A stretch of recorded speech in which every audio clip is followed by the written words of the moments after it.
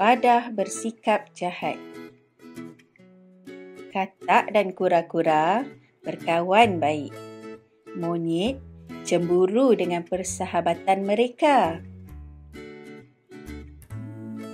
Setiap petang, katak dan kura-kura akan menyanyi bersama dengan haiwan-haiwan lain.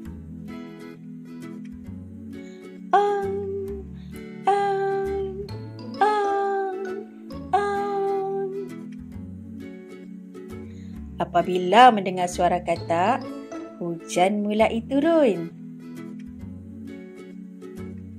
Suasana hujan semakin meriah.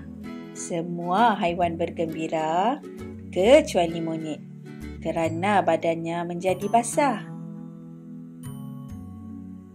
Monyet berasa sangat marah. "Katak, suara kamu tidak sedap. Lihat, hujan turun apabila kamu menyanyi." Mereka pun berhenti menyanyi dan pulang ke rumah masing-masing. Beberapa hari kemudian, katak telah jatuh sakit. "Katak, biarlah aku sahaja yang keluar mencari makanan." "Terima kasih, kura-kura." Kura-kura keluar mencari makanan sendirian. Dalam perjalanan pulang, kura-kura terjumpa dengan monyet. "Mana kawan kamu, kura-kura?" "Katak sakit." "Kasihan aku melihat kamu. Kamu rajin bekerja. Katak pula malas." "Katak sedang sakit." "Kalau benar, katak pasti hilang selera makan dan tidak mampu untuk menyanyi lagi."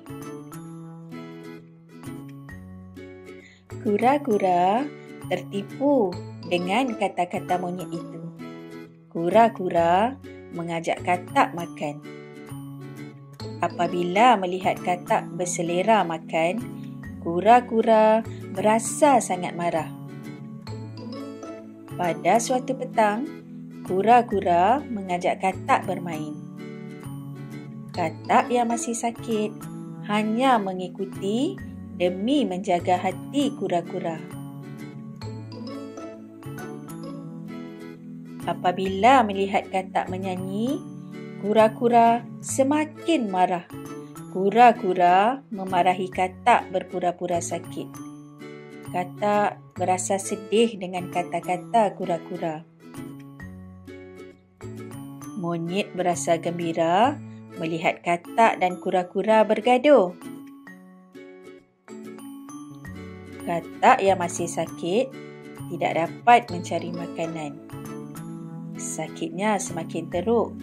Akhirnya, katak itu pun mati.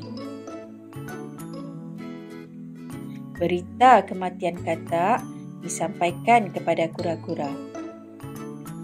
Kura-kura menyesal kerana mengatakan katak menipu.